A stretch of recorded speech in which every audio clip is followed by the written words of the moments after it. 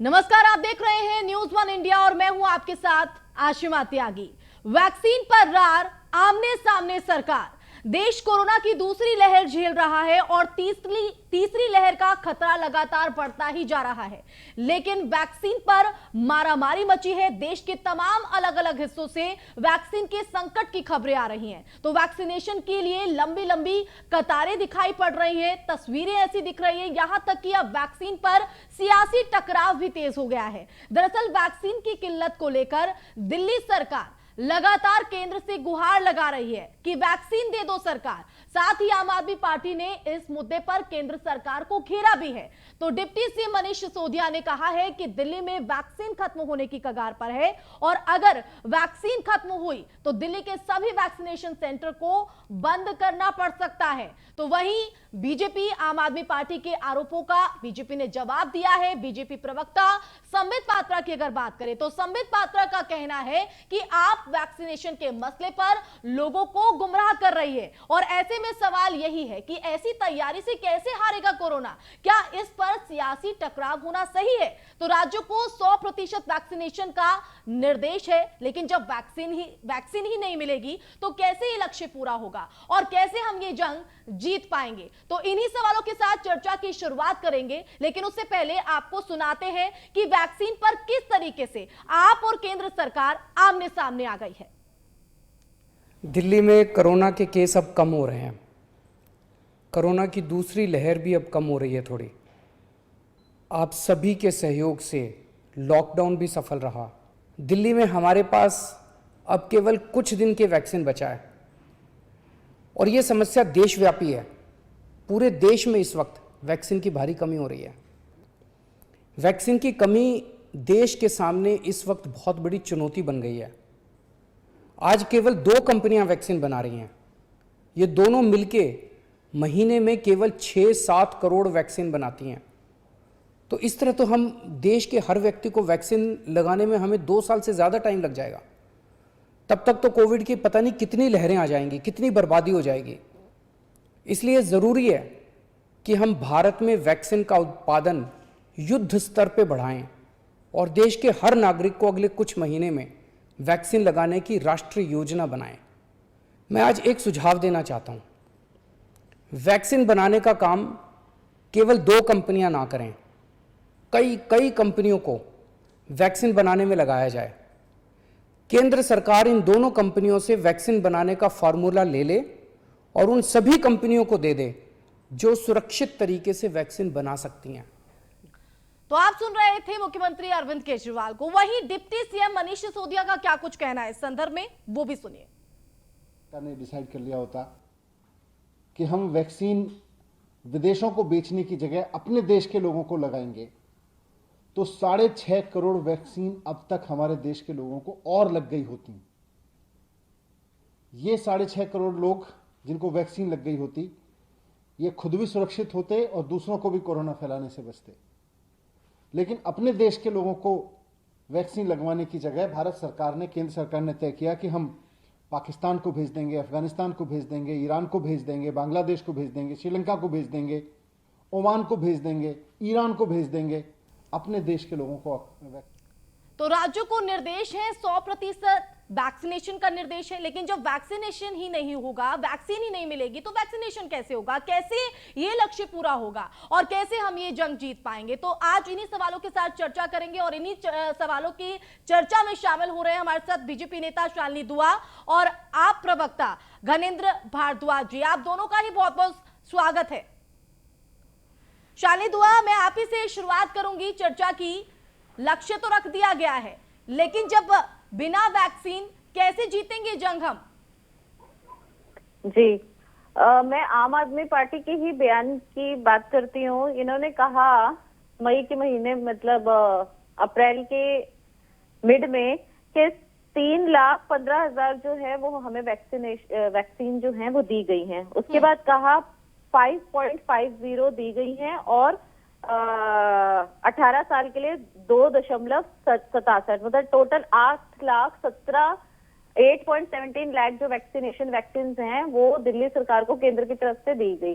अब मुझे समझ नहीं आता कि ये ट्वीट पे कुछ और दिखाते हैं, मुंह से बयानबाजी कुछ और करते हैं। भाई अगर आपको चाहिए थी, आपको 2 करोड़, सपोज 1 करोड़, जितने भी चाहिए थी वैक्सीनेशन, आपको ऑर्डर पहले देने चाहिए थे ना।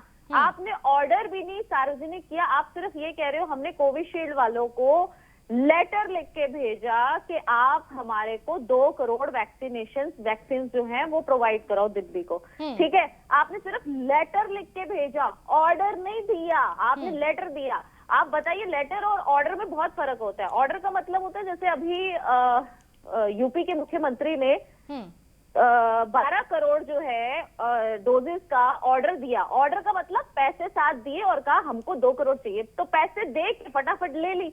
आप क्या है, पहले लेटर लिख रहे हो, लेटर में आप ये कह रहे हो कि हमको इतनी चाहिए। भाई आपको जितनी चाहिए आप उसका डाटा के साथ साथ आप अपना परचेज ऑर्डर भेजिए, पैसे दीजिए और वैक्सीन लीजिए। लेकिन इसको करते करते दिल्ली सरकार ने देर कर दी।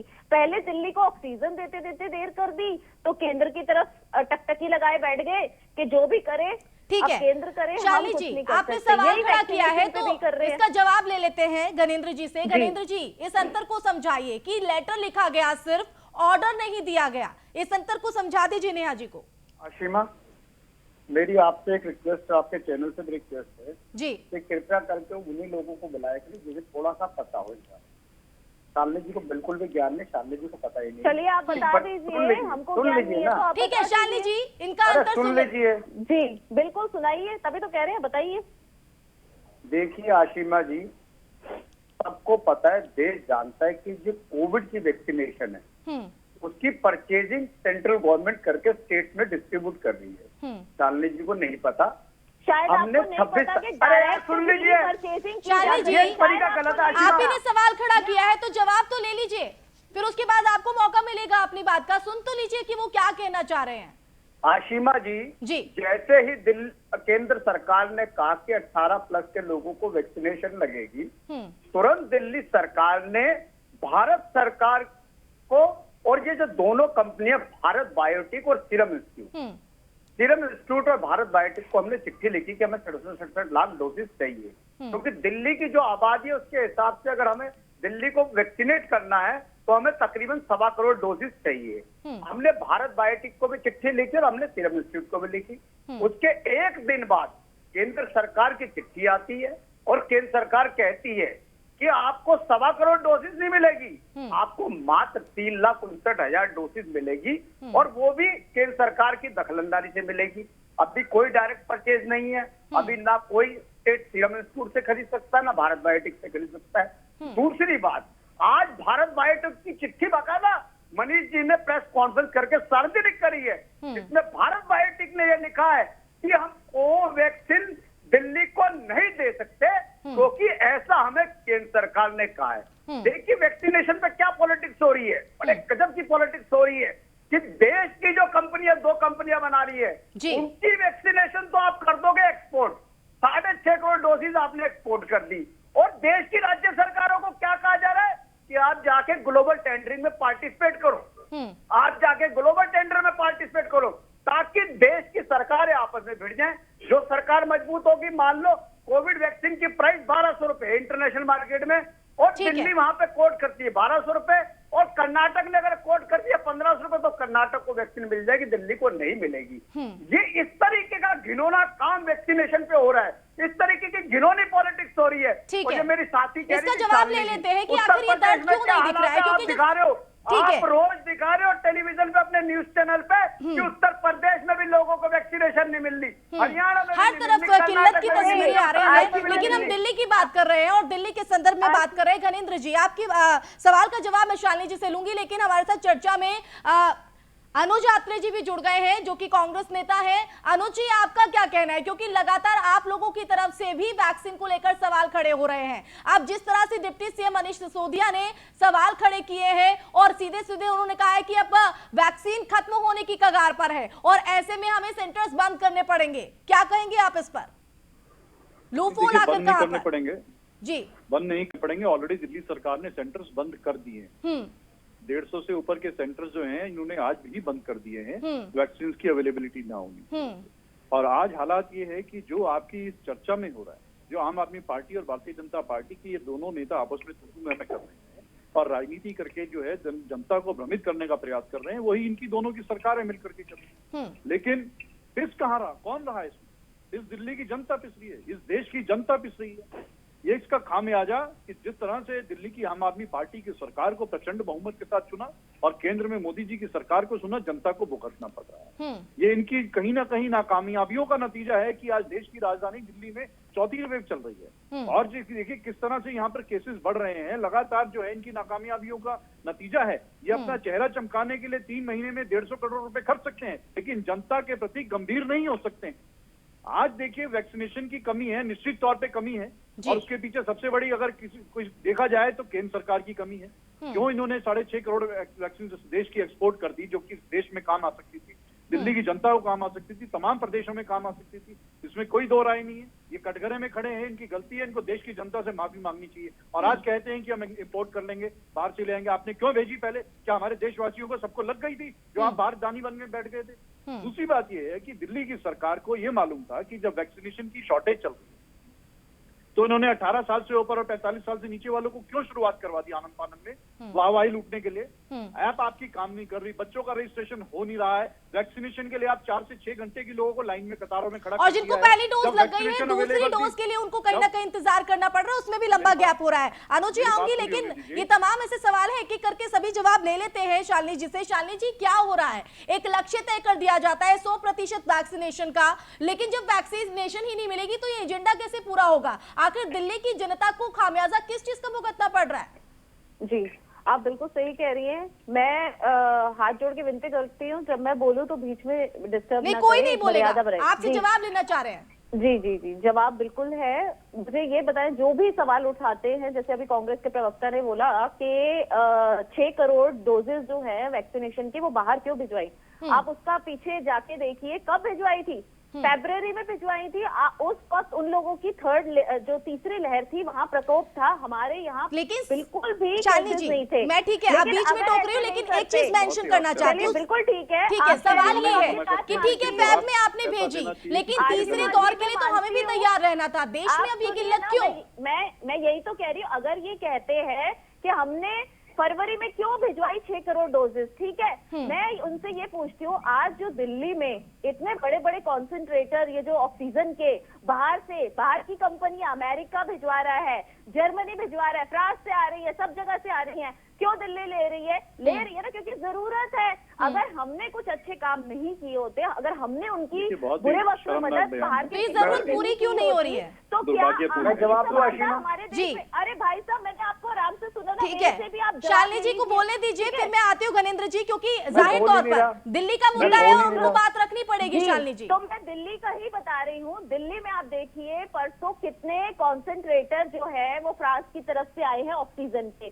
दूसरा, डीआरडीओ की तरफ से, पीएम केयर फंड की तरफ से 4 प्लांट जो हैं वो दिल्ली में ऑक्सीजन के लगाए गए। अगर ये बात कहते हैं कि केंद्र दे ऑक्सीजन, केंद्र दे, तो मुझे समझ नहीं आता, अगर सारी काम केंद्र सरकार नहीं करते तो राज्य सरकारें किस लिए बैठी हुई हैं? वो हाथ पे हाथ धर के बैठने के लिए, या उनको लोग जो वोट देके मुख्यमंत्री बनाते हैं राज्य सरकारों को सिर्फ इसलिए कि वो अपने विज्ञापन करें, बस विज्ञापनों पे पैसा खर्चे? लेकिन जब बारी आती है ऑक्सीजन तो केंद्र दे, जब बारी आती है बेड तो केंद्र दे, हॉस्पिटल तो केंद्र दे। तो ये इसलिए हो रहा है शालिनी जी, यहाँ सवाल जो इसलिए हो रहा है, भारत बायोटेक की एक चिट्ठी साझा की है मनीष सिसोदिया ने, और उसमें इस बात का जिक्र है, भारत बायोटेक की तरफ से इस बात का जिक्र किया गया है कि केंद्र के निर्देशों पर ही प्रोडक्शन और डिस्ट्रीब्यूशन हो रहा है। तो यहाँ पर दिल्ली का दर्द क्यों नहीं समझा जा रहा है? ठीक है, मैं आऊंगी आपके पास। गणेंद्र जी कुछ कहना चाह रहे हैं, उनके भी कुछ सवाल है। जी गणेंद्र जी। देखिए आशिमा जी, पहली बात तो आपका चैनल जो है, किसी भी चैनल पे गलत बयानबाजी नहीं होनी चाहिए, मेरा ये मानना है। जी शालिनी जी कह रही है फरवरी में दी थी। मैं आपको, आप आरटीआई लगवा लीजिए, हमने भी आरटीआई लगवा लिए, मैंने भी दस्तावेज नहीं लेके बैठा। मार्च में भी और अप्रैल में भी एक्सपोर्ट करी गई है वैक्सीनेशन, और किन कंट्रीज को करी गई है सुन लीजिए। किन कंट्रीज को करी गई है? यूएस। मैंने दोनों चीजें बोली और साथ साथ ये भी कहा देखो, कि ये एक बायलैटरल होता है कि शालिनी जी सुन लीजिए, ठीक है। जब आपने बात रखी शालिनी जी, जब आपने बात रखी तो वो बीच में नहीं बोले थे, उनको रख लेने दीजिए अपनी बात। बोले जी। आशिमा जी, मैं ये कह रहा हूँ कि जो शालिनी जी कह रही है वो सरासर झूठ है। फरवरी में नहीं, मार्च में भी और अप्रैल में भी, जब देश में लाखों केस आ रहे थे, जब देश में हजारों लोग मर रहे थे। यार एक एक करके बोलेंगे तो हम बात सुन पाएंगे। चिड़ियाघर है क्या? ठीक है घनेंद्र जी, हम मान लेते हैं कि चलिए आपने फैब में ही भेज दी, हमने मान लिया, लेकिन तीसरे लहर को लेकर तो हमें भी तैयार रहना था। सवाल मैंने उनसे ही किया। हाँ जी घनेंद्र जी। आशिमा जी सुन लीजिए जी, मैं वही कह रहा हूँ कि मार्च में भी डोजेज एक्सपोर्ट हुई है वैक्सीनेशन की, अप्रैल में भी हुई है। और किन कंट्रीज को हुई है? यूके को, यूएस को, जिन्होंने अपने पूरे देश को वैक्सीनेट कर दिया है, जो होल्डिंग कर रहे हैं वैक्सीनेशन की अपनी कंट्रीज के लिए। या देश में लोग मर जाए और इन्हें अपनी इंटरनेशनल ब्रांडिंग करने के लिए 6.5 करोड़ डोजेज एक्सपोर्ट कर दी। कमाल है। देश में देश के लोगों की जान की कोई कीमत नहीं है। अमेरिका के आदमी की जान की कीमत है, युगांडा के आदमी की जान की कीमत है, कीनिया की जान की कीमत है, कनाडा वाले की जान की कीमत है, स्विट्जरलैंड वाले की जान की कीमत है, लेकिन भारत के लोग मर जाए कोई कीमत नहीं। दिल्ली की जनता, शालिनी जी ठीक है, शालिनी जी म्यूट करा दो या मैं डिबेट छोड़ के चला जाऊंगा। नहीं शालिनी जी देखिए, ये तरीका गलत नहीं है। ये मुझे बताएं ना, क्या ठीक है आपको मौका दिया जाएगा, तब आप रखिएगा अपनी बात शालिनी जी। ये तरीका गलत नहीं है। नहीं घनेंद्र जी, लोगों को मत बुलाओ, डिबेट की मर्यादा वो ना बात बताओ। हो गई। ये तो जिन्हें डेकोरम ना बताओ, जिन्हें प्रोटोकॉल ना बताओ। नहीं ऐसा कोई प्रोटोकॉल नहीं तोड़ा है शालिनी जी। जी शालिनी जी आपको दिया जाएगा मौका। आशिमा मैं कह रहा हूँ कि ऐसे लोगों को मत बुलाया करो। घनेंद्र जी आप मुद्दे पर आए, ठीक है आप शालिनी जी को लेके, आप शालिनी जी को लेके पर्सनल कमेंट ना करें, हम मुद्दे पर आते हैं। फिर करूंगा ना इस गहमा-गहमी में हम डिबेट पर चर्चा। बीच में घुसेंगी किसी के, की बात में घुसेंगी। ठीक है शालिनी जी और घनेंद्र जी, मैं आप दोनों से गुजारिश कर रही हूँ एक एक करके बोले, और शालिनी जी घनेंद्र जी बोल रहे तो उनको पहले बात रख लेने दीजिए। इतना संवेदनशील मुद्दा है और इन लोगों में तो संवेदनशीलता खत्म हो चुकी है, इंसानियत मर चुकी है लोगों में। नेहा जी हम मुद्दे पर बात करने बैठे हैं। जनता ये समझने की कोशिश करे क्योंकि लोग डरे हुए हैं। वैक्सीन को लेकर उम्मीद तो जग गई है, लेकिन वैक्सीनेशन नहीं हो पा रहा है, वैक्सीन नहीं मिल पा रही है। हम इस मुद्दे पर चर्चा करना चाहते हैं बजाय एक दूसरे के खिलाफ आरोप प्रत्यारोप के। घनेंद्र जी कहिए। देखिए मैं आपको जो कह रहा था कि जिस तरीके से पिछले मार्च में भी और अप्रैल में भी, जब देश में कोविड अपना पैर पसार रहा था, जब देश में कोविड से हालात खराब हो रहे थे, जब लाखों लोग बीमार हो रहे थे और जब हजारों लोग मर रहे थे, तब भी भारत सरकार ने कोविड की वैक्सीन बाहर के देशों को एक्सपोर्ट करी। ठीक है आप ही का सवाल ले लेती हूँ घनेंद्र जी। मैं ठीक है शालिनी एक बार इनको मौका देते हैं शालिनी जी को। शालिनी जी ज्यादा समय नहीं होता है हमारे पास, लेकिन पॉइंट टू पॉइंट बातें रखिएगा, पॉइंट टू पॉइंट बातें आप रखिएगा। घनेंद्र जी का ये कहना है कि जब देश में किल्लत थी, देश को जरूरत है, तब बाहर के लोगों की तो मदद हो रही थी, लेकिन देश के अंदर जो लोग मर रहे हैं उनका क्या? हाँ बिल्कुल सही सवाल। और अब जब 2020 में भी, अरे चुप हो जाओ, कुछ पता है नहीं, बीच में आके क्या बोल रही हो? झोला छाप लोग क्या कर रहे हैं, सिर्फ अपना विज्ञापन तरीका है। नॉन सिविलियन लोग पता नहीं कहाँ से आ जाते हैं। घनेंद्र जी मर चुके हैं लोगों में, इन्होंने बेशर्मी से यहाँ पे बैठ के अपनी झूठ बोलती जा रही है। घनेंद्र जी, घनेंद्र जी शर्म बची है, कोई इंसानियत बची है। अब ये झोला छाप लोग बेशरम लोग। देखिए एक दूसरे पर चिताक्षी नहीं करें तो ज्यादा बेहतर है। ये मुद्दा है, गंभीर मुद्दा है, कोई परवाह नहीं है। बोलना आता है। ठीक है घनेंद्र जी और शालिनी जी आप दोनों ही आप थोड़ा शांत कीजिए अपने आप को, विराम लगाइए। अनुज जी मैं आपके पास आना चाहूंगी। गुमराह करने का आरोप लगा रहे हैं संबित पात्रा, उनका कहना है कि आम आदमी पार्टी और कांग्रेस गुमराह कर रही है देश को। हमारा करार हुआ था, उसी करार के तहत वैक्सीन दिए गए। उन लोगों को मत बुलाया करो। नहीं इन्होंने करा क्या है, ये झोला छाप लोग। घनेंद्र जी यही तो मौका होता है कि जनता तक असलियत पहुंचे। आप बस फोकस अगर नेहा जी पे रखेंगे। नेहा जी आप थोड़ा सा शांति रखिए। जब आपको मौका दिया जाता है, जब आप पॉइंट टू पॉइंट बातें नहीं रख पाती हैं। आप ये नरेंद्र जी का नाम क्यों नहीं ले रही? ठीक है ठीक है, झोला छाप का नाम क्यों नहीं ले रही? इनको म्यूट करो। ठीक है चर्चा हो रही है। नेहा जी शांत हो जाइए, शांत हो जाइए। इस तरह की ओछी तो बातें खाली नहीं मेरा होनी मत चाहिए बोलिए, चर्चा में। झोला छाप का नाम भी बोलिए। ठीक है, मैं उनको भी कह रही हूँ, अरे लेकिन आप भैया, बीच में मत बोलिए। अगर वो बात ये- रख रहे हैं तो आप अरे बीच ये- में मत बोलिए, वो आपके बीच में पता नहीं बोल नहीं रहे। खैर, कैसे हम इस पे लोगों नहीं को- जाए। आपने मुझसे और इनका पूछा क्या तो ये कसूर है? झोला इनको छाप क्यों चिल्लाना शुरू आरएसएस हो की गए? पाठशाला में यही सिखाया जाता है, संघ की पाठशाला ये में। इनका झोला छाप इनको वही है संघ की जो पाठशाला में इनका यही सिखाया जाता है, मोहल्ला इनके क्लिनिक संस्कार है। जैसे जो आपके इनका टेलीविजन मोहल्ला पर नजर आ रहे हैं, मैं जवाब दे इनके दूं क्या? संस्कार है। भरा हुआ मैं है, जवाब वैसे दे ये दूं। झोला छाप इनके उसके आ संस्कार है जाते ये। हैं। मुझे लगता है आपका समय सारा ऐसे ही निकल जाएगा और ये समय सारा निकाल दिया, गलत लोगों को बिठा देते हैं डिबेट पे।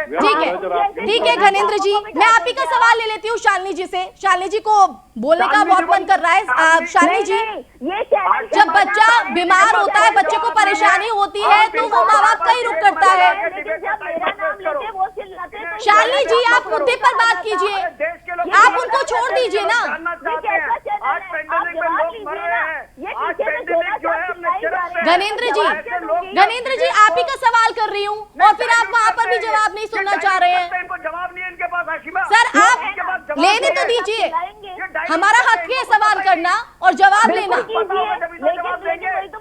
घनेंद्र जी, सारा आप ही की बात रखने के लिए डिबेट रखी थी और इस चर्चा में आपने सिर्फ नेहा शालिनी पर ही फोकस किया है। नेहा शालिनी जी को छोड़ दीजिए, हमें पता है हमें किसकी आवाज म्यूट करनी, किसकी नहीं। एक दूसरे पर आरोप प्रत्यारोप सही नहीं है। ये गली छाप प्रवक्ता है।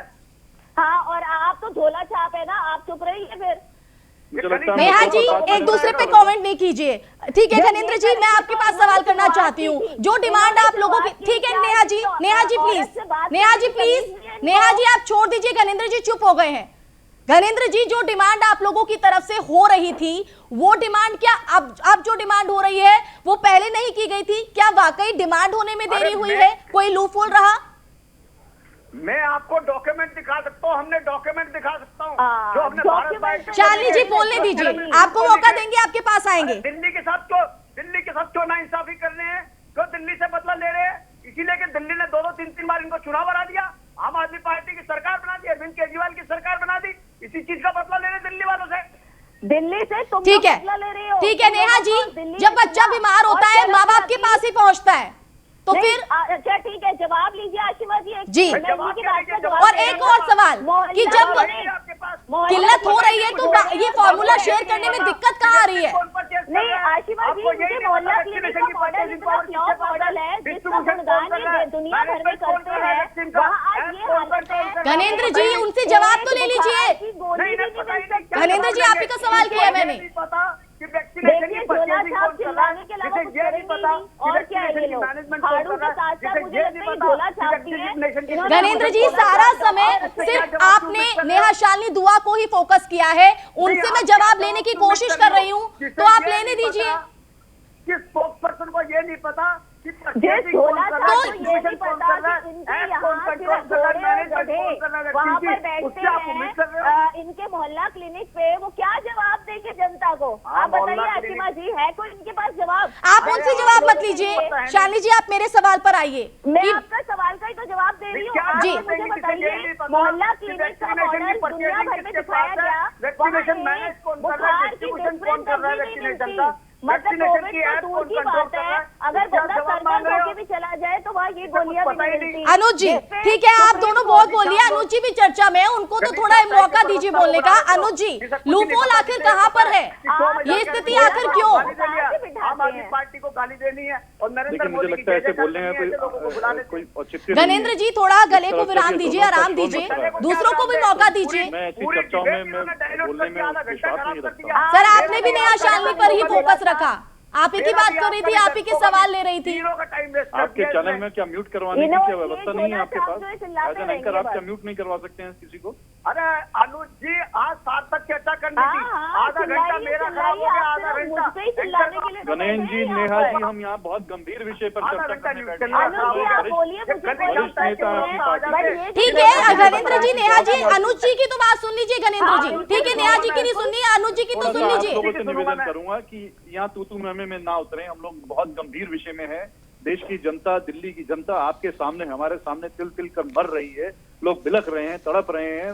इस समय महामारी का काल चल रहा है। हमें राजनीति की बात नहीं करनी चाहिए, समाधान की बात करनी चाहिए। देखिए, जो भाषा आप लोग बोल रहे हैं तो कांग्रेस विपक्ष के होने के नाते हमें प्रश्न उठाना चाहिए, लेकिन हम तो फिर आपसे लोगों से कह रहे हैं कि आप सहयोग कीजिए एक दूसरे का, दिल्ली की जनता को बचाने का ठीक है। प्रयास कीजिए। अनुज जी, राजनीति लूप मत होल कीजिए। कहां पर आज है? vaccination- लूप होल आखिर रहा कहां पर है कि वैक्सीन की इस तरह से किल्लत हो रही है? डिमांड हो रही है लेकिन पूरी नहीं हो पा रही।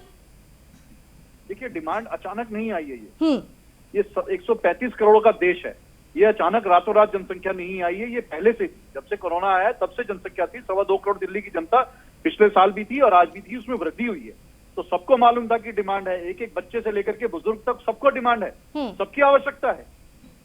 ये किसने कहा डिमांड अचानक पैदा हुई है? लेकिन कहीं ना कहीं प्लानिंग में कमी थी, उसको इम्प्लीमेंटेशन में कमी थी। आज देखिए कि क्या आवश्यकता थी। अगर आपके पास आपूर्ति नहीं थी वैक्सीनेशन की दिल्ली में, तो रुक जाते अभी 18 से 44 साल के लोगों के लिए। कम से कम जिन लोगों ने पहली डोज ली है, बिल्कुल, आज उनको भी नहीं लग पा रही ठीक है, है। वो लोग भी दर दर भटक रहे हैं। तो सोचिए उनकी भी वो पहली डोज लगी हुई बेकार हो रही है। नेहा उनको जी, 3 डोज लगवानी पड़ेगी, तो और ज्यादा वैक्सीनेशन की मांग बढ़ेगी। क्या सरकार को ठीक है। इनको मालूम अनुज जी, नहीं था? अनुज जी, क्या दिल्ली की गणेंद्र जी सरकार कुछ को कहना नहीं चाह रहे हैं, मालूम था? संक्षिप्त में कहिए आज गणेंद्र आपने जी, 125 फिर सेंटर नेहा जी बंद से किए, सवाल केजरीवाल की जवाब सरकार ले बात लेते हैं होती है। इसका। तो आपने क्यों शुरुआत की? अनुज जी, तुम्हें कुछ नहीं कहेंगे, ये बस चिल्ला अनुज जी, एक बार उसके बाद जवाब मुझसे सवाल पूछेंगे तब फिर नेहा जी सुन लीजिए। क्योंकि उनको लगता है कि नेहा जी आ रहे हैं आप पर। 45 साल से नीचे वालों नहीं, नहीं, चार आम आदमी घंटे पार्टी लोगों को लगता है भीड़ कि में लाइन में दोनों लगना पड़ रहा है। चैनल इस महामारी काल में आखिरी में नेहा जी सिर्फ आपसे ये जानना चाहती हूँ कि दिल्ली की प्रवक्ता को गाली दे देखिए जो लोग सकते वैक्सीनेशन लगाने जा रहे हैं, धनेंद्र जी और अनुज जी, सारा समय खराब हो रहा है। नेहा जी, आखिरी में सिर्फ एक सवाल आपसे करना चाहती हूँ। दिल्ली के मुख्यमंत्री अरविंद केजरीवाल ने अपना पूरा खाका तैयार कर दिया कि अगर पर्याप्त मात्रा में हमें वैक्सीन मिलती है तो 3 महीने में पूरी जनता को वैक्सीनेट कर दिया जाएगा। आपका क्या रोड मैप है? आपका क्या खाका तैयार है? हमारा तो अभी फिलहाल, क्योंकि दूसरी लहर में अरविंद केजरीवाल जी बिल्कुल फ्लॉप हुए हैं और दिल्ली में ऑक्सीजन देखिए झोला सुन लीजिए